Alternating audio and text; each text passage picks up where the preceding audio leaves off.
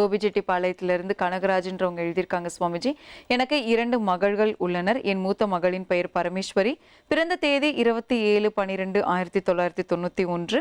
ராசி சிம்மம், நட்சத்திரம் உத்திரம், லக்னம் மீனம். இவருக்கு கடந்த 3 ஆண்டுகளாக வரன் பார்த்து கொண்டிருக்கின்றோம். ஆனால் ஒன்றும் சரியாக அமையவில்லை. எந்த ஜோதிடரிடம் பார்த்தாலும் தோஷம் எதுவும் இல்லை, விரைவில் திருமணம் நடக்கும் என்று கூறுகின்றனர். ஆனால் வரும் வரன்கள் அனைத்தும் தட்டி கழித்து கொண்டே போகின்றது. அதுவே எங்களுக்கு மிகுந்த வேதனையாகவும் மனக்கவலையாகவும் உள்ளது. இதற்கு நீங்கள் தான் ஒரு பரிகாரம் கூற வேண்டும் சுவாமிஜி. இவங்க மகளுக்கு வரன்கள் தட்டி போகுதுன்னு சொல்றாங்க சுவாமிஜி. இந்த பிரச்சனை நீங்கி இவங்களுக்கு விரைவில் திருமணம் நடக்கிறதுக்கு என்ன பரிகாரம் செய்யலாம்னு சொல்லுங்க. சப்தரிஷி வாக்கியப்படி இந்த திருமண தடை விலகிறதுக்கு என்ன பரிகாரம்னு பார்க்கலாம்.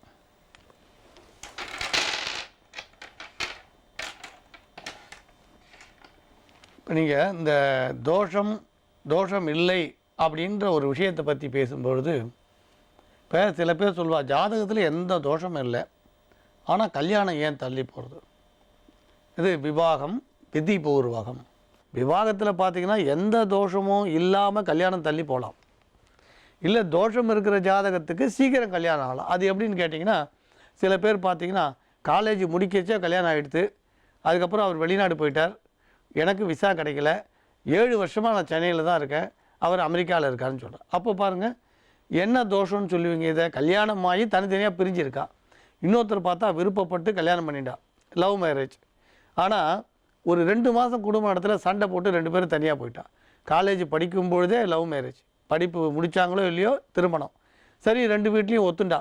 ஆனால் இப்போ 2 வீடும் பிரச்சனை கிடையாது, இவ ஹஸ்பண்ட் ஒய்ஃபுக்குள்ளேயே பிரச்சனை, பிரிஞ்சிருக்கா. அப்போ சீக்கிரமாக 23 வயசுலேயே கல்யாணம் நடந்து ஏன் இவன் 2 பேரும் பிரிஞ்சிருக்கணும்? அமைதியாக எல்லா பணம் இருக்குது, படிப்பு இருக்குது, 30 வயசு ஆகி போச்சு, கல்யாணம் ஆகாமல் இருக்குது. அப்போ ஒரு விஷயம் புரிஞ்சுக்கணும், தோஷம்ன்றது விவாகத்தை நடக்க விடாமல் பண்ணணும்னு நினைக்க வேண்டாம். தோஷம் கல்யாணத்தை பண்ணியும் தொல்லையை கொடுக்கலாம். அதே மாதிரி தோஷம் இல்லாத ஜாதகர்களுக்கு திருமணம் தள்ளியும் போகலாம். அதனால் ஜாதகத்தில் தோஷம் இல்லைன்னு உடனே விவாகம் நடந்துடுன்ற அர்த்தம் கிடையாது. அதனால் இந்த தோஷம் இல்லைன்றதுக்கும் இல்லாத இருக்கிறதுக்கும் நீங்கள் புரிஞ்சுக்கணும். சில பேருக்கு செவ்வாய் தோஷம்னு சொல்லுவாள், ஆனால் வாழ்க்கை நல்லா போகும். சில பேருக்கு செவ்வாய் தோஷம் இல்லை, ராகு கேது தோஷம் இல்லை, எதுவும் இல்லைன்னுவா, ஆனால் வாழ்க்கை போராட்டமாக இருக்கும். அதனால் ஜோதிடர்கள் சொல்லும் பொழுது அவள் தோஷம் இல்லைன்னு சொன்னாலும் பலன்களை மட்டும் கொஞ்சம் பார்த்துக்கணும். நீங்கள் மற்ற ஆராய்ச்சிக்கு போகும்போது உங்களுக்கு சிந்தனையில் புரிதல் இருக்காது, அதனால் சொன்னோம். இப்போ உங்கள் பொண்ணுக்கு விவாகம் சீக்கிரமாக நடக்கிறதுக்கு சொல்லக்கூடிய எளிய பரிகாரம் சொல்கிறோம். நீங்கள் மதுரைக்கு போய் உங்கள் பெண்ணோட ஜென்ம நட்சத்திரம் அன்னைக்கு மீனாட்சி அம்மனை தரிசனம் பண்ணுங்கள். 1. 2வது விஷயம், ஏதாவது கிராமத்தில் இருக்கக்கூடிய எல்லை தெய்வங்கள் கோயிலில் இந்த தூங்கு மூஞ்சி மரம்னு சொல்லுவாள், அதை சனிக்கிழமை அன்னைக்கு சனி பகவானை பிரார்த்தனை பண்ணி 3 எல்லை தெய்வங்கள் கோயிலில் நடுங்க. ஆங்கிலத்தில் ரெயின் ட்ரீ அப்படின்னு பேர். ஓம்காரம் பகுதிக்கு மீண்டும் உங்களை வரவேற்கிறோம். தஞ்சாவூர்லேருந்து விஸ்வநாதன் அப்படின்றவங்க எழுதியிருக்காங்க. எனக்கு 2 பெண் பிள்ளைகள், இருவரையும் திருமணம் செய்து கொடுத்து விட்டோம். ஆண் குழந்தை இல்லாததால் நானும் என் மனைவியும் 69 வயதான நிலையில் கடந்த 16 வருடங்களாக தனியே வசித்து வருகின்றோம். பல்வேறு காரணங்களால் பல்வேறு வியாதிகளுடன் தனியே உதவியின்றி மிகவும் சிரமப்படுகின்றோம். எங்களுக்கு ஒரு சொந்த மனை மற்றும் அதில் ஒரு 6 சதுரத்தில் வீடும் தஞ்சைக்கு அருகில் ஒரு கிராமத்தில் உள்ளது. மகள் இருவரில் யாரேனும் ஒருவரின் கஸ்டடியில் போய் இருந்து கொண்டு மீதம் வயதான காலத்தை தள்ளிவிடலாம் என முடிவெடுத்து வீடு மனையினை விற்றுவிட்டு ஒரு மகளிடம் வீடு விற்ற பணத்தை கொடுத்துவிட்டு அவளோடு தங்கி விடலாம் என்றால் வீடு மற்றும் மனையை யாரும் வாங்க முன் வரவில்லை. வந்தவர்களும் அடிமாட்டு விலைக்கு கேட்கின்றார்கள். கணிசமான பணத்திற்கு விற்றால்தான் அதை பெண்ணிடம் கொடுத்து விட்டு இலவசமாக எங்களுக்கு சோறு போடும் வகையில் தங்கலாம் என நினைக்கின்றேன். ஆனால் தள்ளாமை எங்களை அன்றாடம் வருத்தி எடுக்கின்றது. நீங்கள் சொன்னபடி அனைத்து மந்திரங்களையும் நாங்கள் தினமும் ஜபிக்கின்றோம். எங்களுடைய பிரச்சனைகள் தீர்வதற்கு நீங்கள் தான் ஒரு நல்ல பரிகாரம் கூற வேண்டும் சுவாமிஜி. இப்போ சப்தரிஷி வாக்கியப்படி உங்களுக்கு என்ன பரிகாரம் வருதுன்னு பார்த்து விடலாம்.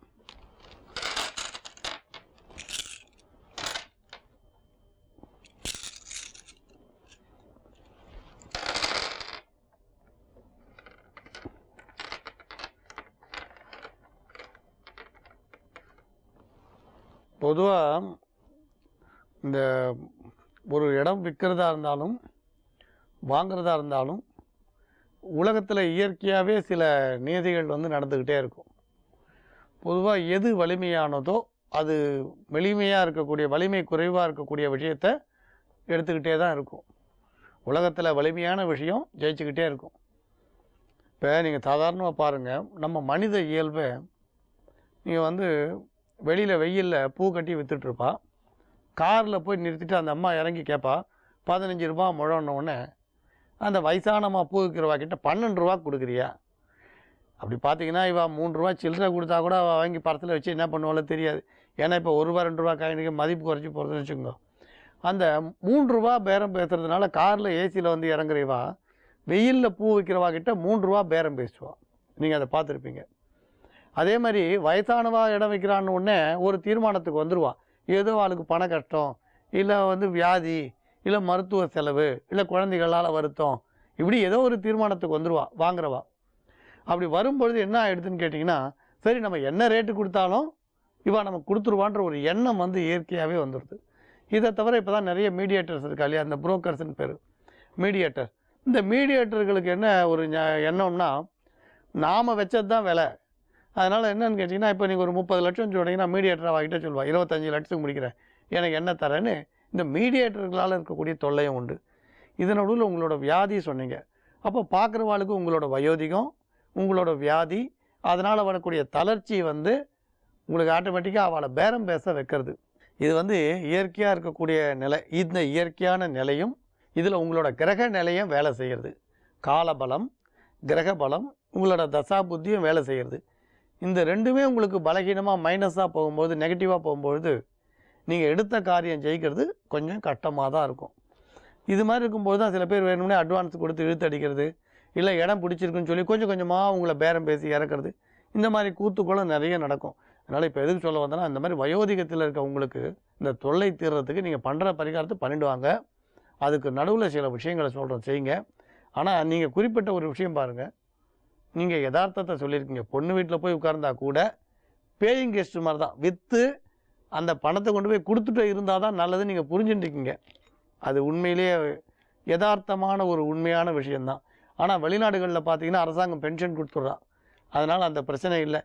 அதனால் அவளுக்கெல்லாம் வயசானவாளுக்கு அந்த பிரச்சனை இல்லை. ஆனால் நம்ம தேசத்தில் வயோதிகர்களுக்கு இந்த பிரச்சனை கட்டாயம் இருக்குது. இந்த வீடு விற்கிறதுக்கு, இந்த பூமி விற்கிறதுக்கு சொல்கிறோம். ஆனால் ஒரு விஷயம் நான் சொல்வேன், அதிக லாபத்தை வந்து எதிர்பார்க்காதீங்க. காலபலம் குறைவாக இருக்கும்பொழுது நியாயமான தொகை வந்தால் போகிறோம்னு நினைங்க. நியாயமான தொகைன்னு எதை சொல்கிறது? இப்போ நியாயமான தொகை நம்ம எதை சொல்லலாம்னா, உங்கள் இடத்துல இருக்கக்கூடிய பக்கத்தில் அக்கத்தில் என்ன விலை போகுமோ, இல்லை அந்த விலை போகிறத விட ஒரு 5% குறைவாக இருந்தாலும் பரவாயில்ல, அது நியாயமான தொகை நீங்கள் முடிவு பண்ணிக்கங்க. ஆனால் யாரோ ஒருத்தர் சொல்வா 10 லட்சத்துக்கு நான் விற்றேன், 50 லட்சத்துக்கு விற்றேன். ஆனால் அவர் சொன்ன தொகை உங்களுக்கு பொருந்தும்னு நினைக்காதீங்க. நியாயமான தொகை எதுவோ அந்த தொகை அக்கம் பக்கத்தில் விற்கக்கூடிய வாழ்வு 5% கம்மியாக இருந்தால் கூட அது நியாயமான தொகையை நீங்கள் புரிஞ்சுக்குங்க. உங்களுக்கு ரொம்ப எளிமையான பரிகாரம், சிறப்பான பரிகாரம், பலன் தரக்கூடிய பரிகாரம்னா, நீங்கள் வந்து ஒரு புனர்வசு நட்சத்திரம் அன்றைக்கும் வீட்டில் ராமபிரான் படத்தை வச்சு ராமரோட நாமத்தை சொல்லி, ராமரோட நாமாவளி புஸ்தகத்தில் இருக்குது 108. அது துளசியால் அஷ்டோத்திரம் பண்ணலாம். ராமாய நமக, ராமபத்ராய நமக, ராமச்சந்திராய நமகான்னு அந்த அஷ்டோத்திரம் சொல்லிட்டோம். இந்த சுந்தரகாண்டத்தில் புஸ்தகத்தில் கணையாழி கொடுக்குற படலம்னு இருக்குது. அதாவது சீதாதேவிக்கு ஆஞ்சநேயர் சுவாமி தான் ராமதூதன் அப்படின்றத வெளிப்படுத்துறதுக்காக ஸ்ரீ ராமபிரான் கொடுத்த கணையாழியை கொண்டு போய் காட்டுவார். அந்த படலம் ஒரு 3 பக்கம். அதை படித்து பானக நைவேத்தியம் பண்ணி, கல்கண்டு நைவேத்தியம் பண்ணி ராமபிரானை பிரார்த்தனை பண்ணே வாங்க. ஒரு புனர்வசு நட்சத்திரத்துக்கும் பண்ணுங்கள். கட்டாயம் ராமனோட அருள் கிடைக்கும். ராமன் அருள் கிடைச்ச பிறகு பயம் இல்லை. கட்டாயம் உங்கள் வாழ்க்கை நல்லதாக இருக்கும். கொஞ்சம் வியாதி இருக்குது, நீங்கள் அந்த வியாதிக்கும் ஒரு மருந்தாக இருக்கும். ராமநாமமே வியாதிக்கும் மருந்தாகும்.